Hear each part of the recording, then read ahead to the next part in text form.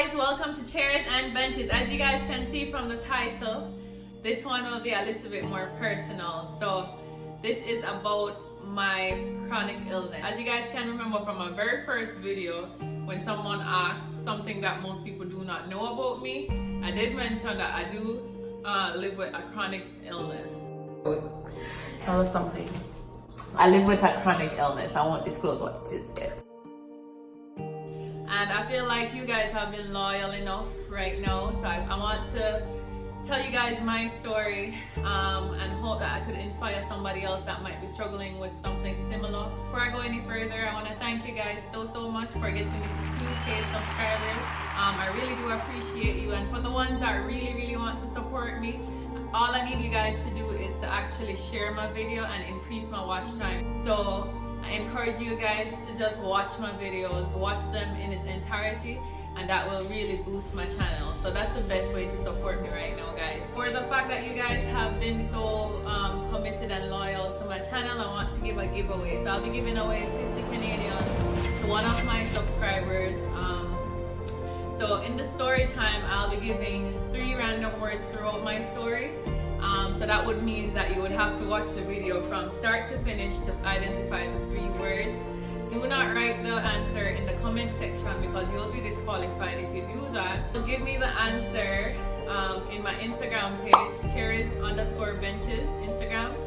And that way, the first person to give me the 3 words, gave me 4 new subscribers, and share my video will receive $50 from me.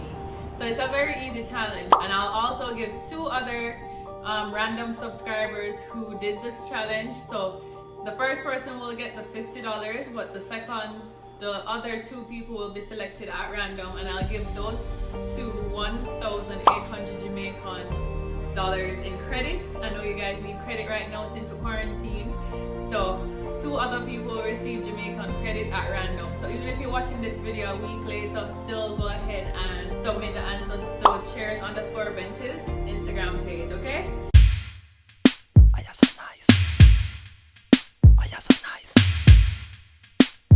This story is really personal to me because I honestly thought I wasn't really sure if I was gonna make it or not. Like, it was really shocking. I wasn't sure what the outcome was gonna be, but I still stayed positive. So basically, I migrated to Canada in 2012.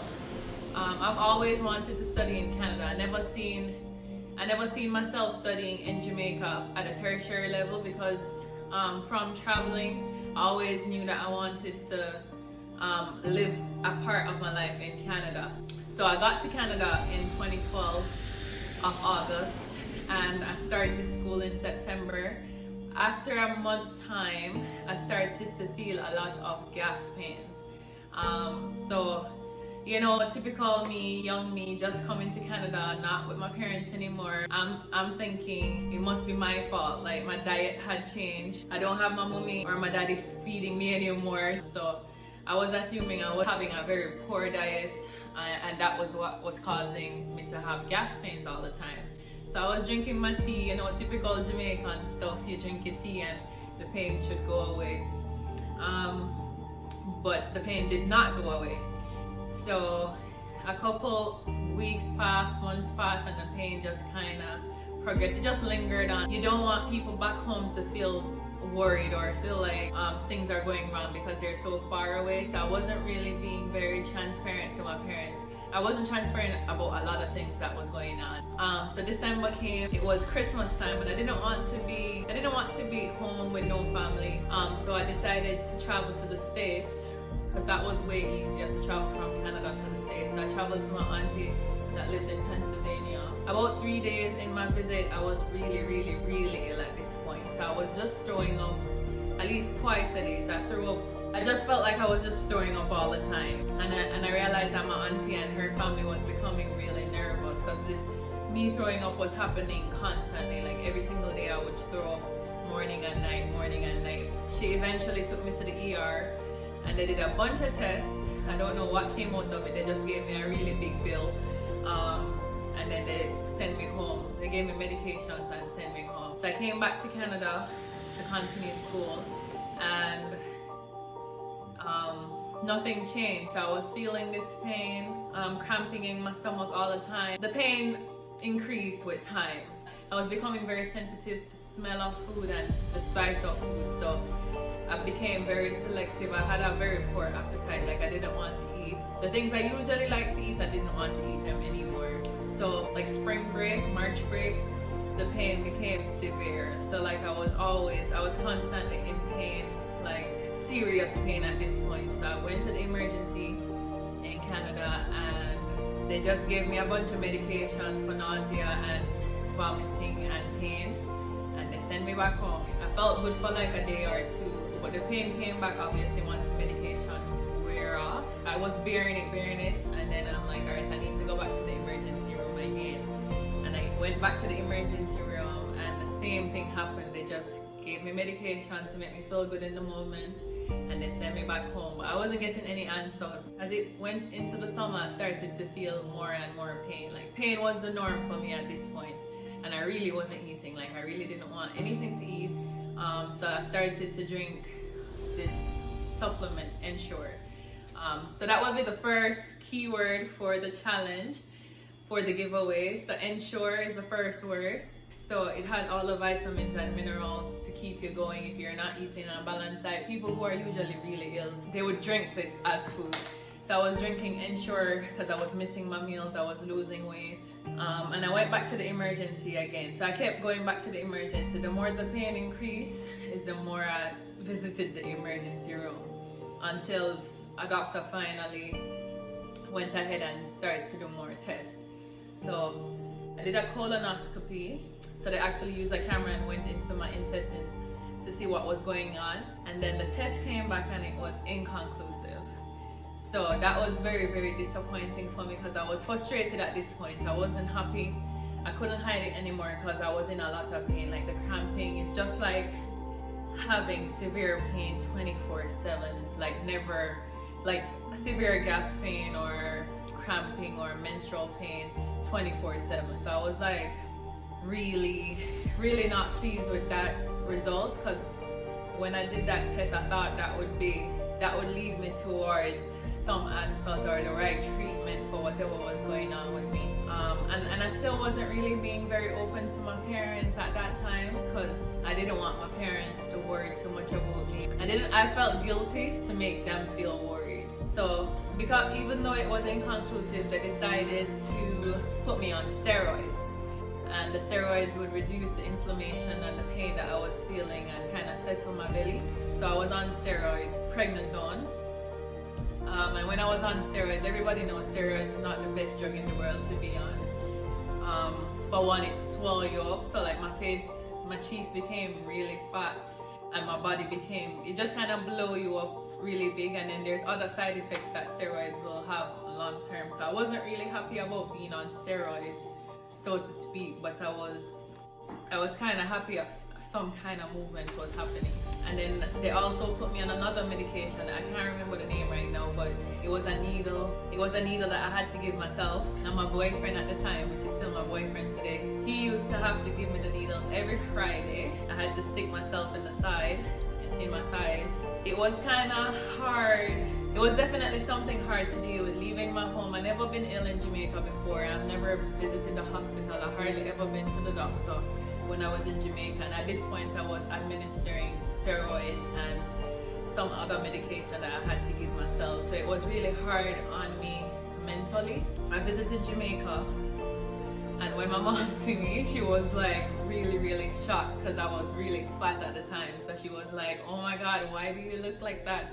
A lot of people were asking me. So, and if you know Jamaicans, you know they really comment on your weights. They comment on your weight a lot in Jamaica. So everybody was like, oh my God, you're so big, you're so big. But I never really shared with a lot of people what I was going through at the time. I just kind of like blow it off and act like it wasn't happening. And then I came back to Canada and I got accepted into the program I wanted to study when I was here, which was respiratory therapy. So I came back to school and I still was in pain. Like, the medications that I was on, they didn't really they didn't really help. Like they said it would help, but it didn't really help. So I was still in pain. But I still wanted to be successful at what I came to Canada to do, which was to complete my studies. So I went ahead and started studying while I was on this medication.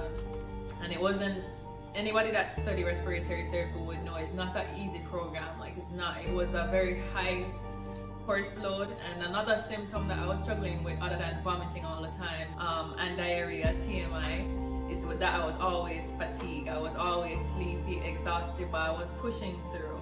I went through this semester in a lot of pain. I did communicate with my lecturers at the time. I emailed them and let them know that I was struggling with something. I didn't know what it was at the time. It wasn't diagnosed. I didn't have a diagnosis. I was losing weight, gaining weight. Like my body was just all over the place. Gaining weight from the steroids and losing weight because I wasn't actually physically eating. And the pain was increasing. I finished that whole year, and it's summertime again, and my brother came up to visit me in Canada. So he came to where I was living, and I was still not feeling well. So I wasn't really a very good host. Like I wasn't able to do much with him.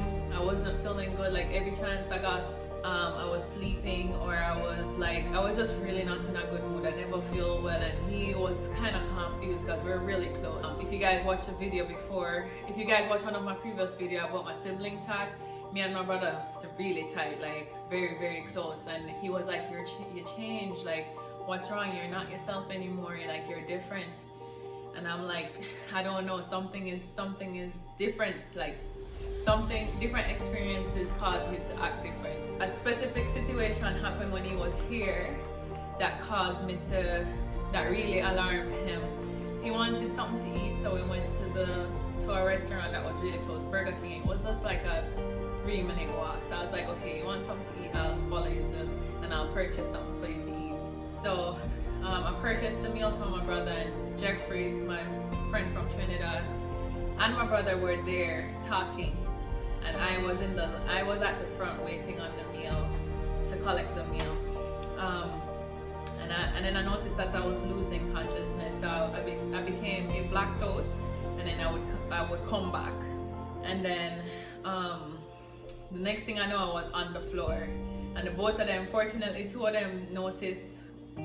both of them noticed when I was falling, because it wasn't like I never fall instantly. I was kind of like staggering a little bit first, and then I fell. So they kind of braced my head and prevented me from injuring my head. And so I pretty much fainted. It was just a very difficult time, but I knew when I fainted, I never fainted my whole entire life, not even as a child.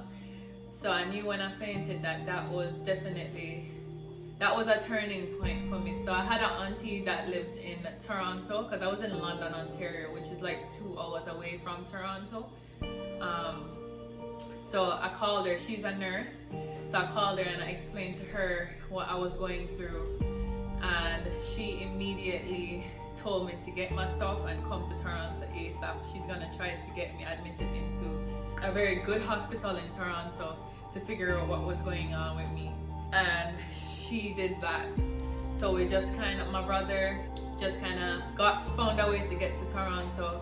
And as soon as I reached, she seen me and she was like, because at this point, I think I had lost at least 15 pounds in 2 weeks, because as I said, I wasn't eating. I was losing weight drastically. I was just really, really, really, really unwell. So the first thing she did once I got to Toronto was to take me straight to the ER. So she took me to St. Michael's Hospital in Toronto. And as soon as I got through the doors, they put me on a bed. Like I wasn't in the waiting room at all. Like once they heard my symptoms and seen how fatigued I looked, they just got me on a bed immediately. And anybody that lives in Canada knows that when you go to the emergency room in Canada, you have to wait a couple hours, regardless of what's going on. You have to wait a couple hours in the waiting room because there's so much other people there. But based on how ill I was, they took me immediately to the back and got me on every single equipment that you can think of. So I was on ECG. They were testing everything, IV running, like everything was happening fast. Like there was at least 4 nurses around and I saw the fear in my auntie's eyes. Like she was like, oh my God, you're really not well. And and then at that point I just kind of let go, and I was like, I can't hold up anymore. So I just kind of allowed the professionals to do their thing. So the next word for the giveaway is emergency. All right, so emergency is the next word. I'm gonna give 3 words, so just keep listening to the story and you'll find out what the 3rd word is. All right, guys, so now I'm at St. Michael's Hospital, and Shaun, I call Shaun. Shaun is my boyfriend now, and he was my boyfriend then, and he was very involved in this entire process. Like, he was the one who was there for me throughout the whole thing, like all my symptoms, everything I was going through. So I had the support from my brother Shaun, and my dad came. My dad was in Toronto, so he came too. And this time I was admitted. I was admitted in the hospital. I wasn't going home soon because they had to do a lot of tests. Every single day I was doing tests. I was fasting. So now they told me not to eat because they had to do all these x-rays, scopes, everything that they possibly could do. They were doing it to figure out what was wrong with me. And then they did a scope again, and they finally diagnosed me with the disease that I'm living with. I'll reveal that at the end of this video, but it was very confusing for them because the disease that I have, they say it's not very prominent in Black people. It's usually Caucasian people that have this disease. So it was very even when the nurses seen me and they heard the diagnosis, they always gave like a weird facial expression, like she has that disease. And for most of them, to be honest, they actually told me like I was the first patient that they seen that was Black that had this disease. Like, I felt like finally I was getting somewhere. After 2 years of being in Canada with this pain, I was getting somewhere. This disease, there's no known cause, and there's no cure, right? So to be hit with finding out what it potentially is, but to know that I didn't really know what caused this to happen to begin with, and then I don't know, and there's no cure. So you can be in remission, or your disease can be settled, but you'll never be. There's nobody that has been cured from this disease. So I was in Toronto. I was in the hospital at least for 3 weeks, going on a month. And it was very serious at the time, but it was becoming closer to August and school was supposed to start back. Knowing that I was an international student and I didn't want to fail at being an international student, I didn't want to lose my status here in Canada. I was always thinking about doing well in school, always, regardless of how ill I felt. I just wanted to make sure I didn't fail. And even on my birthday, I was in the hospital, and a nurse actually asked me if I wanted to just be discharged for the day. And Caravana, I don't know if you guys know what Caravana is, but it's like a carnival thing in Toronto. And I actually went there for my birthday, and I just got back into the hospital and stayed there. So I was pretty much living in the hospital the whole time. I had to be on IV all the time. They were considering feeding tube, and they were considering to remove a part of my intestines, like a surgery, and to give me a bag temporarily. So when I heard that, I was in denial. I wasn't a very good patient. I wasn't very open to the suggestions that they had. And the reason why they suggested these things is because I was an international student, so I wasn't really on insurance that was high enough to cover the medication. They had a tester medication at the time that was known to help to keep the disease settled. And my insurance was not capable of covering it at the time. So the doctors thought that removing the disease part of my body would have been the cheapest way because it would be covered once I was in the emergency room. I had to sign papers to be willing to take blood transfusion. You know, you have to be really, really, really ill to be considering all these alternatives. To how far my disease had progressed and to how far I declined and how fast I declined, this is really serious. My dad, at the time when my disease was really bad, when I had to leave London and travel to Toronto, my dad was dealing with his personal health condition at the time in Jamaica. It kind of just added to the stress levels that I was dealing with and just kind of progressed my illness even worse. And I can only imagine what my mom and my brother was dealing with. I really increased my spirituality at the time, and I just prayed so hard, and I asked God, you know, I know you didn't take me here to Canada to go through this. Like, I know because at this point I would not be able to go back to school. So I would be out of status, and I don't know how immigration would have seen that. I wasn't able to work, I wasn't able to study, so I was like, no. And I just stayed on steroids. I was taking 10 pills at this time, so like other vitamin, minerals, steroids, and whatever else pills that they were giving me, and I went back to school in London. But I chose this time to stop the program that I was doing because of workload, and I was still monitored by the doctors. But I went back to London and I was like, I'm gonna complete studying, but I chose to do a program that was still in the medical field, but that was way easier, something that I know I would pass even if I potentially didn't make it to class. So I did choose a program and I studied it. Fortunately, I did really well, but I was really ill, and I was able to work. So I was working at night and I was going to school in the daytime. So I did that and I was successful. I passed with a 4.0 GPA. And a lot of the students in the class really didn't understand. They thought I was like probably not a great student because I was sleeping in the class all the time. I was always fatigued. I was just not looking like I was the best student in the world. I still wasn't very open about what was going on. I was just fighting through everything internally. But I'm happy to say that I completed school and I did well. And this video is pretty much to motivate somebody. Like whatever you're going through in your life or whatever you've been through, it doesn't have to determine your future. So even when I was in school, I actually pierced my ears.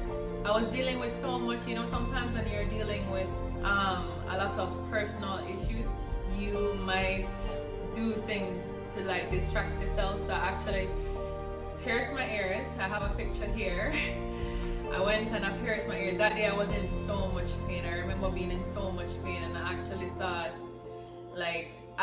honestly I thought at points that this is it, like I'm gonna die. Like I actually thought that I was slowly dying, and I wasn't really expressing it to anybody, but in my head I accepted the fact that I was slowly dying and at one point I would just die. But my mom and my dad made a decision to get my whole family to be together again, and that's how I got to Nova Scotia, because my dad was already based in Nova Scotia with his job. My mom migrated, my brother migrated, and I left London, Ontario, and I came to Nova Scotia. Unfortunately, my boyfriend again, he came with me, and hence why we're all here in Nova Scotia. When I came to Nova Scotia, my family was here, my health improved instantly. So once my family was here, I got a good job with the career that I did study, and I got a good insurance, because my medication costs are really high. The medication that I have to be on is really expensive. So I am actually currently on infusion, where I have to take an IV every 8 weeks.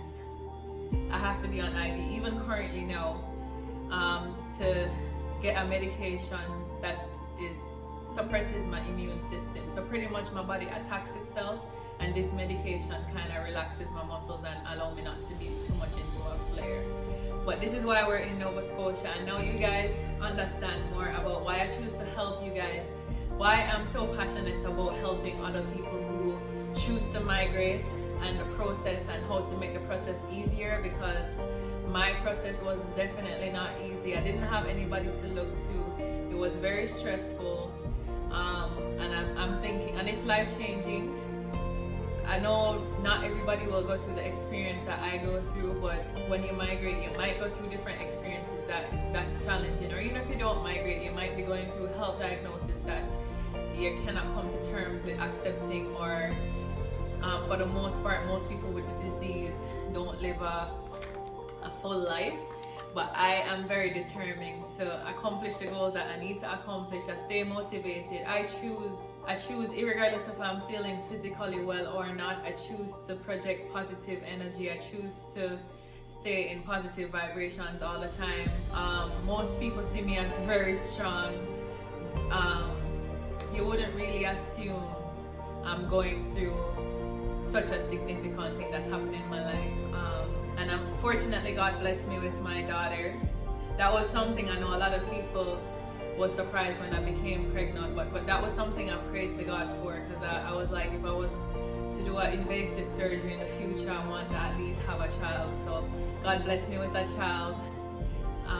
So everything turned around, and I'm still just using this platform to I'm just using this video to motivate somebody else that might be struggling with whatever issues you're struggling with. Just push you, just keep fighting, keep smiling, just keep the faith pretty much. Stay motivated. Yes, so that's my story. That's what I'm living with right now. And the disease is called Crohn's disease. It's very uncommon in Black people. So you guys can go ahead and Google what Crohn's disease is. I'll probably, if you guys are interested, I could do a more detailed video on what the disease, what the symptoms are and what the treatments are, but I'm not sure if you guys are concerned about that right now. But Crohn's disease is pretty much an autoimmune disease that your body attacks itself thinking it's foreign. Parts of my intestine is inflamed all the time, so it hurts a lot. Sometimes it's restricted. Sometimes I have fistulas, which are connections in my intestines that don't belong there. So I feel a lot of gas pain or a lot of pain because things are just not working out very well. So stay motivated, stay encouraged. Whatever your battles are, you can still accomplish whatever you want to accomplish. I feel like I do have a bright future ahead, and I want you guys to come along with me on that journey as I grow into who God purposed me to be. And I'll invite you guys on that journey with me. So I hope you guys enjoyed this story time. Thanks for watching. Please share this video to just share my videos and watch my videos. So the third word for the challenge for the giveaway is disease. So those are the 3 words. So thank you guys so much for watching. I hope this gave you guys more insight into my life and who I am as a person and what I'm struggling with on a daily basis.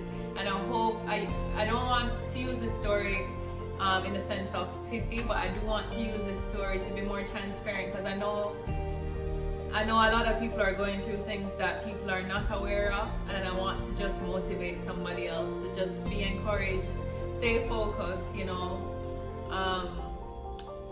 and everything will be okay. So see y'all. Please comment down below and tell me what you guys think of this story. Anything that you guys want to know, I'll be open and let you guys know more about it. Yeah, just comment down below, show me some love down below, because this was very hard for me to open up to the entire world about my diagnosis, since I've been so secretive my whole life. Well, not my whole life, but since I've been diagnosed with Crohn's. So please comment down below, show me some love, share this video, share it to as much people and on all your platforms. Thank you so much for watching. Bye!